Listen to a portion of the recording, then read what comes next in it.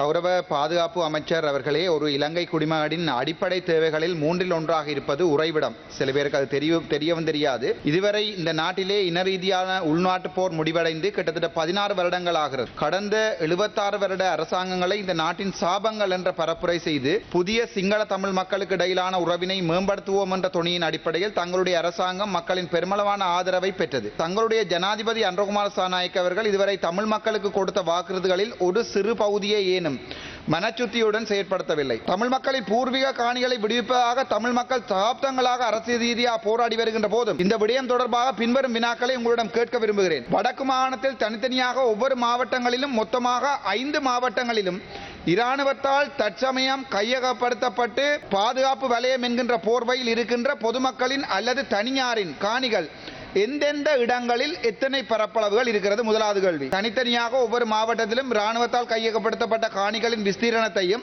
அவற்றின் இருப்பிடத்தையும் குறிப்பிடும். யாழ் மாவட்டத்தில் வலிகாமம் வடக்கு பிரதேசத்தில் அமைந்திருக்கின்ற பலாலி சர்வதேச விமானம் அது உயர் பாதுகாப்பு வலயம் என்ற போர்வேல அந்த இடத்துல இருக்கின்ற மக்களை வெளியேற்றி முழு காணிகளையும் இராணுவம் சுவீகரித்து அங்கு விவசாயம் செய்து கொண்டிருக்கின்ற உண்மையை சிங்கள மக்களுக்கும் நான் சொல்ல ஆரம்பிக்கிறேன். பலாலி விமான நிலையம் தவிர்ந்து யாழ்ப்பாணத்தின் வலிகாமம் பிரதேசத்தில் இராணுவத்தால் பெருமளவான காணிகள் கையகப்படுத்தப்பட்டு அவை இராணுவ நோக்கங்கள் அல்லாத வியாபார நோக்கங்களுக்காக பயன்படுத்தப்படுகின்றன.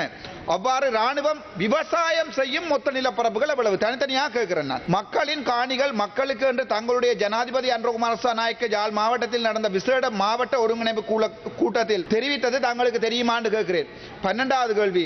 அவ்வாறாயின் பலாலி வீதிக்கு கிழக்கு புறமாக உள்ள பொதுமக்களின் காணிகள் இதுவரை பொதுமக்களிடம் ஒப்படைக்கப்படாது. நீங்கள் அரசாங்கமாக வந்து 1.5 வருடங்கள் இன்று வரைக்கும் ஒரு சிறு பகுதியேனும் நீங்கள் விவசாயம் செய்து கொண்டிருக்கின்ற காணிகளை மக்களுக்கு வழங்கப்படாதது ஏன் என்று கேட்கிறேன்.